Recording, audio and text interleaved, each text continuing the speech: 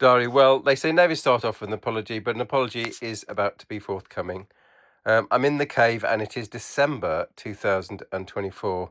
And what we're looking at is my flat front bicycle wheel from my static bike. And let's have a look at the static bike.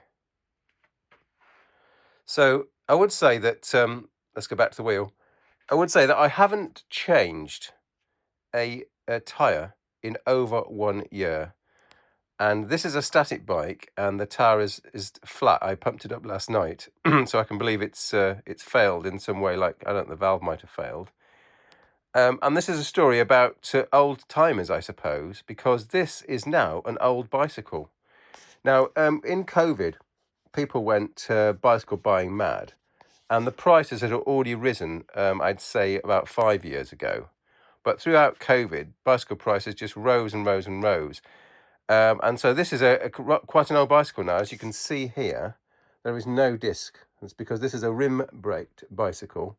And this bicycle here, even though it's got modern Ultegra on it, wired Ultegra, and it's got Dura Ace wheels. It's got Dura Ace front wheel. But even so, this is a paltry in comparison to model bicycles. Modern bicycles of this caliber now, with disc brakes, have risen to, I'd say, I'd say at least £5,000 mark. And I'm just not prepared to go there. I mean, for a number of reasons. First, I can't afford to go there. But secondly, I think even if I could afford to go there, I just feel affronted at the modern bicycle pricing strategy, which to me is really putting cycling into a different marketplace. And I suppose the apology is nothing to do with that situation. That's kind of an aside. The model bicycle pricing, which I'm truly ashamed of. Well, the manufacturers, that is. What I'm referring to is my lack of cycling. So to not have to change a bicycle inner tube within 1 year means one thing in England, and that means you're not doing that much cycling, because the roads in the UK are truly shocking. Haven't been away for more than a decade. I really felt that on my return, the roads might have improved somewhat. But it's as though 20 years ago, the councils said, well, we don't have that much money. And you know what we can do? We can just not do much with the roads. And so in our county of Warwickshire, road repairs are often called dressing.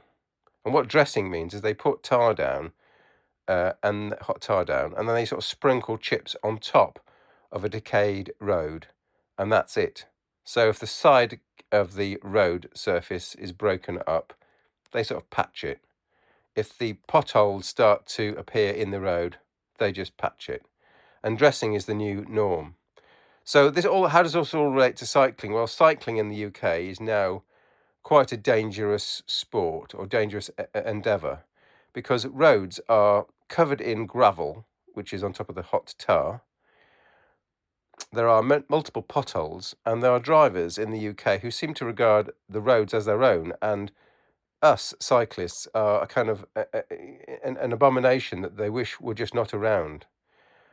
Even in this sort of decade of global warming, motorists would like to be the sole mobile force on roads. So there we have it. It's a December morning. I'm going to have to actually repair the indoor bicycle, which has finally got a puncture.